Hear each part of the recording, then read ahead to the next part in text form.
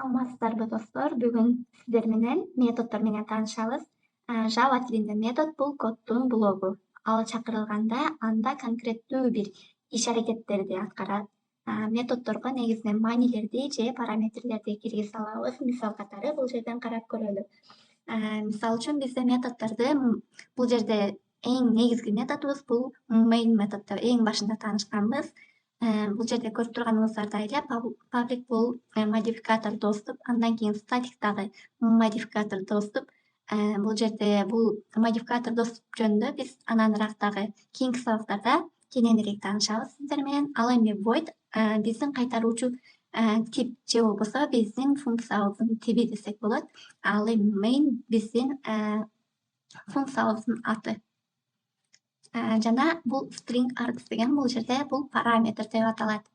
Андан эмесе сиздер менен бул методдон сырткары дагы биз каалагандай бир үч бурчтуктун периметрин табуу деген атайын бизге мисалды көрөлү. Бул жерден карап көрсөк, эң биринчи бизге модификатор доступту жазсак болот. Static.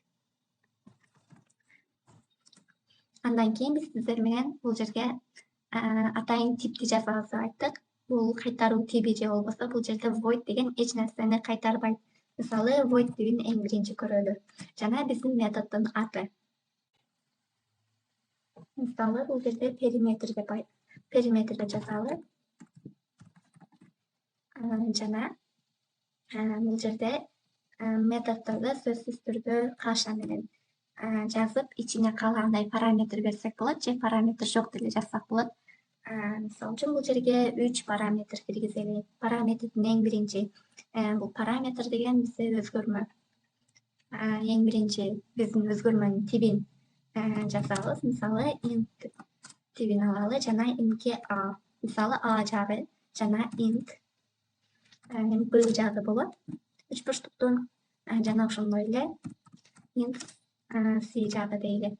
Анда бизге бул жерге бизде void эч кандай маанини кайтарбагандыгына байланыштуу биз кайра эле консольго чыгаруу же болбосо бул жерде чыгаруу функциясын колдонсок болот. System out println бул жерге мисалы a плюс же муну атайын p деген тамга менен белгилейли бул жерге. Int p барабар 0 деп алабыз. Жана ошондой эле бул жакка p барабар периметр барабар a плюс b плюс c деп туруп, анан бул жака периметрди консольго чыгаралы.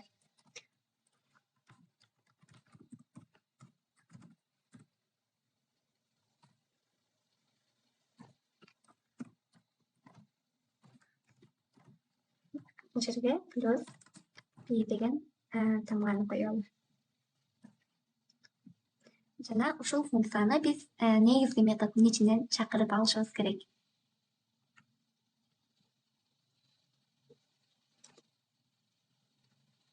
Бизде бул жерде көрүп турганыңыздардай периметр деп аталат методдун аты. Ал үчүн биз методдун атын жазабыз.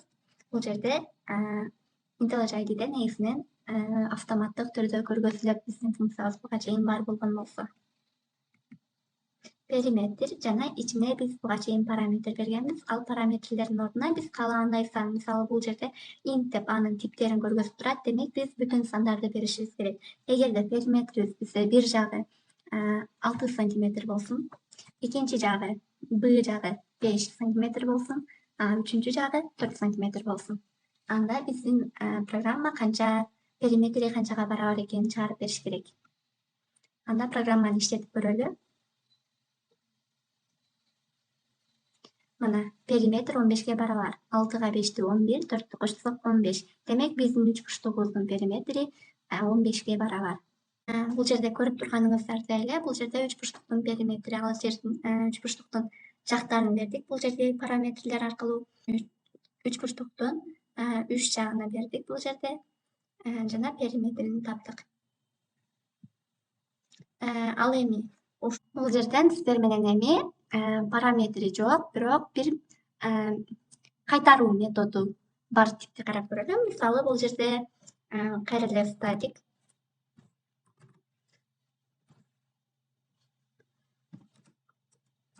static bizde void бул эч нерсени кайтарбайт дедик. Ал эми биз string, int, double жана башка типтерибиз бар. Ошолор аркылуу кайтаруу методун жазсак болот. Бул жерде string типин көрөлү мисалы үчүн. Жана биздин методдун аты. Мисалы, hello деген атты жазалы.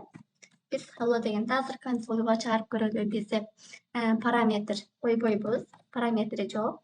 Жана бул эмнени кайтарат? Return. Return деген биздин тилде которгондо кайтаруу дегенди билдирет. Бул жерде string тибиндеги бардык маанини кайтара алат. Мисалы үчүн бул жерге hello world деп жазалы.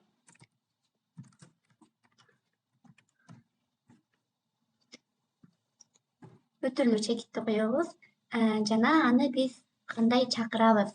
Мунун айырмачылыгы бул по умолчанию методдон айырмачылыгы эмнеде? Мисалы үчүн биз бул жерде периметр дегенди маанисин берип гана бул жактан чакырганда бизге консольго чыкты. Себеби биз бул жерде атайын print'e чыгарганбыз. Ал эми бул жерде жөн гана кайтаруу болгондугуна байланыштуу эч кандай чыгаруу методу бул жерде жок.